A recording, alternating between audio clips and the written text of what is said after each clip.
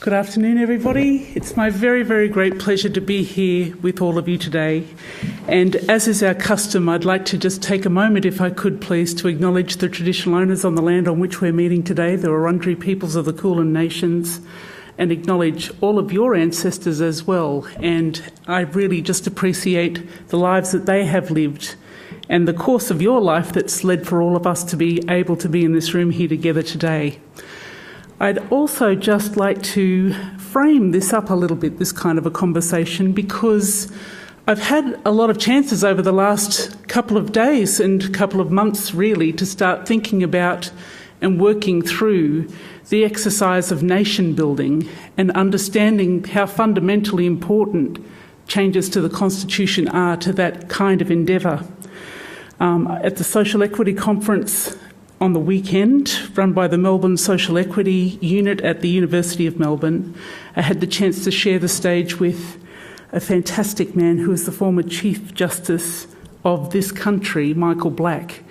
And there is a profound connection between the two of us because he talked about what it meant to design the new courts down here in terms of just being able to have a whole lot of light and the naturalness of that kind of surround and the words of the Constitution etched into those windows, and how profound that was for him as a demonstration really of the law of the country and the sovereignty of the peoples, and that was the reason why we have the laws that we do. And he took that court system and made it operate up on the beaches of Dawar, which is a small island of the cluster group of the Meriam people, where, of course, we won native title several years ago now. But he was able to complete, really, my grandmother's people's countries' notions of sovereignty and points of connection to this incredible land that we all live in and share together. And from that point then, I think that the way I wanted to come to this conversation today is as a citizen, talking with other citizens about what it means to be human and to have a deep connection at that human-to-human level, because the day that we're about to celebrate, the International Human Rights inherent in Women's Days, is about extending the dignity and respect and having common hopes and common compassion about what it means to be a citizen in Australia, both now and going forward. And if we are to live our lives to the full potential, then what does that actually mean for all of us? Because for Aboriginal and Torres Strait Islander peoples, having an equality in a constitutional sense is absolutely in the hands of the Australian citizens. We have 24 million people, half of whom perhaps are in a position to vote, on what it means for my children and grandchildren to grow up in a country where their hopes and dreams of what it means to be an Australian will be as recognised as your hopes and dreams are. And that is fundamentally important to me. And I'm sure a great many of us in this room and others have spent our lives working with other peoples, and my work particularly has been with other women, and particularly those in transition, through crisis, into positions of being relieved. And in that context, I just want to illustrate 3 stories, really, that kind of, for me, capture these really important learnings for me along the way of what it means to build a nation. The first is, many, many years ago now, out in Alice Springs, there was International Women's Day, and it was an evening. It had been a very hot day, and so the cool of the evening had come. And in the mall in Alice Springs, there at one end of it were about 500 women from different communities from across Central Australia. And they were painted up, and they were magnificent to look at, in beautiful red skirts, all resplendent in paint and feathers. And they were walking down the middle of the mall singing. And they were singing Silent Night, Holy Night.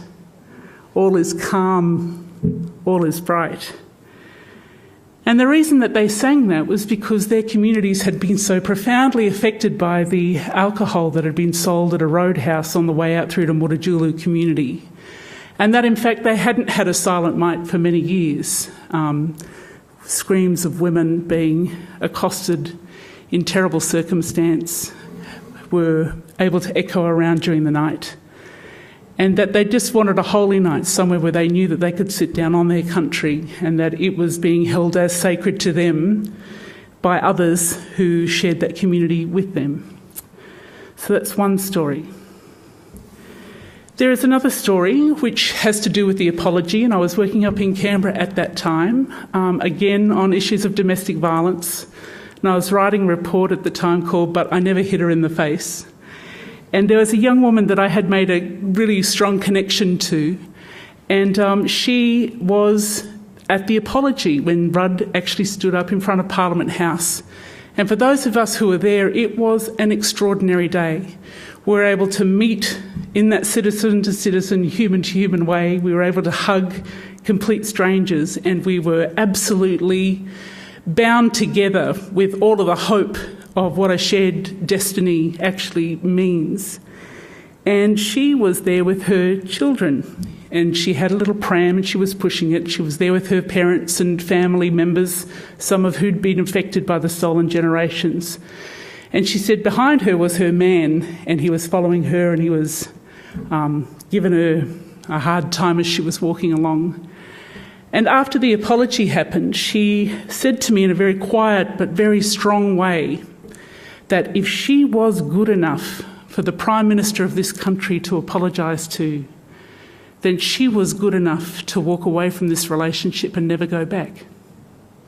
And so for us who think that the sound of politicians' voices saying things that might look empty on the outside, I just need for you all to know that there is a very deep resonance with which those words are held because of what they imply in terms of acceptance and belonging and an alternative life where you can think about being something completely different.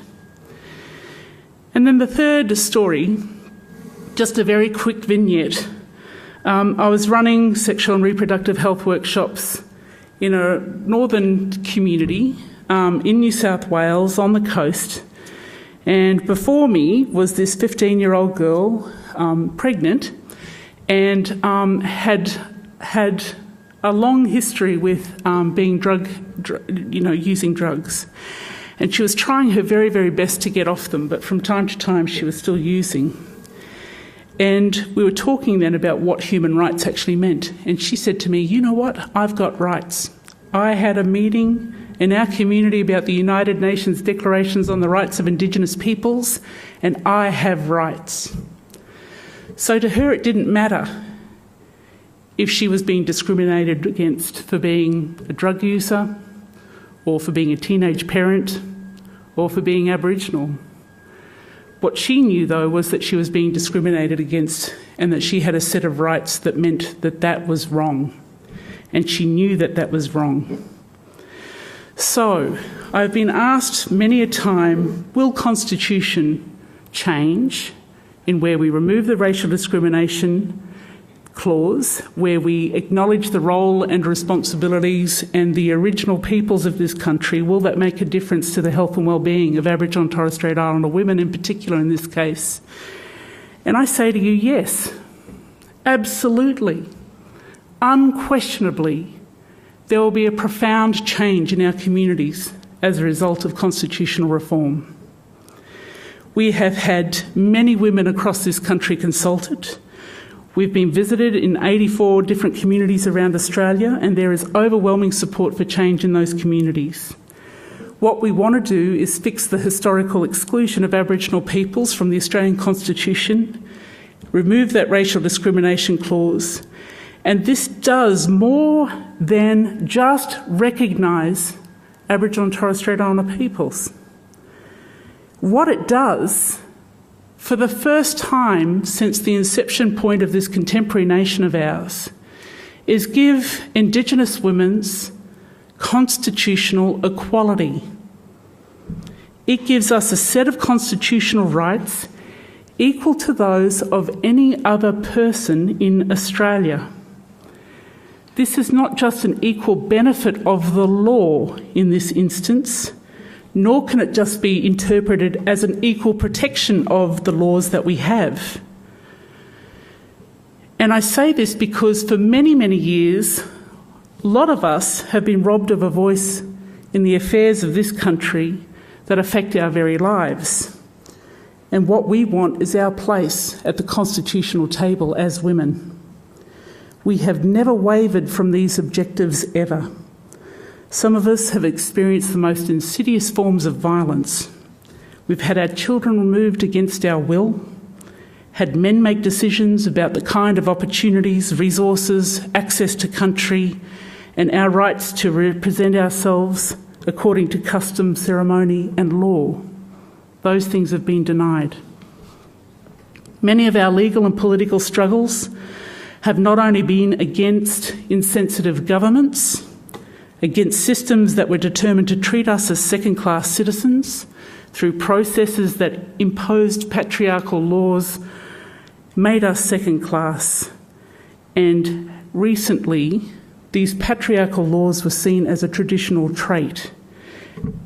They are not. What they have done is undermine our matriarchal forms of government and our incredible forms of dissent and belonging. Federal governments, male governance and organisations have been part of this wall of resistance that many of us have been fighting for our rights and have undermined them. There have been two things that I believe will be changed as a result of constitutional change. What we are talking about is the opportunities that are presented then for Aboriginal men and women together in terms of race. But I pose a different one here because it is a female individual right then to equality. And I think that this is going to be profound. I remember standing up in front of Canberra and I was head of a women's rally, as you do, and part of the chant that day was, "Not the church, not the state, women shall decide our fate." And I think that for many a time, for many, many years, the church and the state have actually trampled our rights. The Hindmarch decision denied to us what was sacred, and the state handed over a country that was not theirs to give. And in terms of the church, many of our children have been cared for in churches rather than cared for in families because the Aboriginality of the mother was able to be denied, racially discriminated. If the Constitution was reformed, that absolutely would not be able to be had. So I suggest that the first 200 years plus of nation building, the legal, political and constitutional rights which attached to human beings because they are human have been so attacked in the case of Aboriginal and Torres Strait Islander women that we actually have become less than human. I don't say that lightly. I think that constitutional change will mean never again that governments will be given the right to suspend our human rights. Women will be able to participate in equals to the rights that are part of our governance, our structures. We'll be able to enact our powers, and there will be equal representation of men and women at all of the tables to make all of the decisions around tourism, forestry, mining, recreation, and then to those domestic affairs, decisions about who gets allocated a house, about conservation and about entrepreneurial activities. And this to us will be profound, absolutely profound. And it has started to happen within our own organisations. So the National Congress of Australia's First Peoples, I was one of the first co-chairs of that organisation. After the abolition of ADSIC and 5 years' worth of consultation, the National Congress was established as the new representative voice, and it has the only constitution in Australia which says that gender equality is pivotal to the success of this organisation. So we had equal representation from men and women in the governance and the decision-making and in all of our affairs, which was extraordinary. And we carried that principle through in unusual ways. So, for example, at men's meetings and women's meetings, we would accompany each other as gender equals to go to these places and show solidarity together in that regard, which I thought was a very powerful thing to do in our own communities that had been split along gender lines for a very long time. Now, I just want to go back to those three people that I talked about at the beginning of this little talk. First of all, the apology that was given by Kevin Rudd and their young mother. So what would constitutional reform mean to someone like her? She would have a right to self-determination. She has the right to be able to leave that relationship, to prosecute. She has a right to equal pay, equal participation in society, and any transgression of those set of rights would be unconstitutional. She would be able to keep her children with her. All of those kinds of things, I think, represent to us what it means in a very personal sense about having constitutional equality. And in terms of Alice Springs, those women who had to walk through the centre of town in silent demonstration about the kinds of initiatives and things that were happening that they had no ability to make influence or decisions about because there was far too much money being profited through that particular roadhouse. And there was lots of different businesses that would have been upset had they shut that down. What it means for them is that they get a chance to participate in self-governance. They can empower children through ceremony, language and song. They would be equally consulted as men and women equal on issues affecting the future of their community.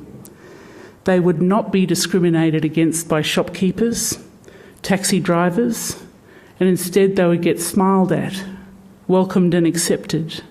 They would get proper payments for their artwork, the designing of buildings in which they live. They would be able to participate in those kinds of decisions. They would be able to sign agreements with multinational companies. And in fact, there are 3 women in Western Australia who've recently signed a $45 million contract, which is going to really build a future fund for their communities for the next 7 or 8 generations. And what of that 15-year-old girl and her unborn child? Well, I'm not sure about that. But she will live the life that she needs to, and her children probably, if they were removed, would be cared for in the context of family and community, and they would be able to still accept and have an expectation about the kind of services that they would get because they were equal to every other citizen in this country. Now, all of these decisions and all of those very personal impacts, as well as all of the ones that will happen because we've just been waiting for this to occur, to be having access to an equal playing field would be profound. What we're doing is asking millions of Australians to sign yes, to vote yes to those constitutional changes. This isn't to deny any of the current sovereignty that any of you have as a peoples here living in Australia. There are great campaigns happening around the country, including through Recognise, which is really asking all Australians to join with us in this journey of what it might mean to build a nation, to look forward, to be able to walk tall, to demonstrate a certain level of maturity, to create an equal playing field for all of us who are here for whatever the next century brings. And these things we don't know. But I think that it makes us all less than human to deny someone else their human rights. And I think it makes it much easier to perpetrate hate. And I don't know of any society that has got that kind of strong foundation that's based on hate that actually survives what we will all need to survive to as humanity over the coming century. And I think it's much more important in terms of nation building to think about who we want to be, where we want to go, and those signposts along the way. So the Constitution being reformed will give us constitutional equality. It will enact our human rights, and it will allow us to sit at that constitutional table. And that, to me, will mean that I can die happy, that something profound has happened in our lifetimes, and that through ticking a box on a white ballot sheet and putting it in a ballot box and making sure that we as a populace do it, because to deny anyone the opportunity to have a full set of rights in this developing country or developed country of ours makes us all less, I think will be a really powerful message to who we are as citizens, because it's not enough. It is not enough just to give healthcare to those who need health, or a home to the homeless, or jobs to the unemployed. But that's where it starts, this process of nation building. That's where we grow stronger. And one day we might be able to smile at each other on the street, have a sense of place and pride in that place, give our First Peoples a powerful demonstration of our role and our responsibilities and our contributions to this great nation of ours. And all of those things come from recognition and acceptance. And acceptance, I think, is something that is the most profound attitude change that we can make. Because it seems to a lot of us that at the moment we're being challenged about how we accept. And I think that this kind of acceptance has brought men and women together across the entire world, where we can celebrate all that we are and all that we can be together. We have given liberty and freedom to those who've needed it because of initiatives such as International Women's Day. And all of us, I think, are joined by a profound sense of service, because when we serve others, what it does is make us feel really good about who we are. I really hope that tomorrow you get to celebrate International Women's Day with those that you love in safety, and that all of our voices together might join with each other's and show how justice can and will be done. So we don't yet have the wording that will go before the Australian populace that will say this is what needs to be reformed in the Australian Constitution to give us a space as equals at the constitutional table.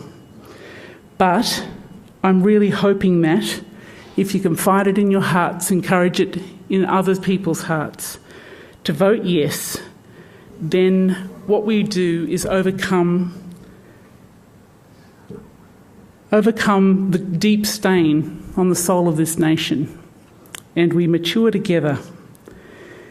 And it will be a great day where we can walk among each other as strangers, but find an opportunity to hug each other, to welcome each other, and know that justice has been done in our names through our actions. And we have the right and the responsibility to do this as citizens. And what I'll do is leave it there and say Happy Women's Day for tomorrow, and thank you all so much for coming along.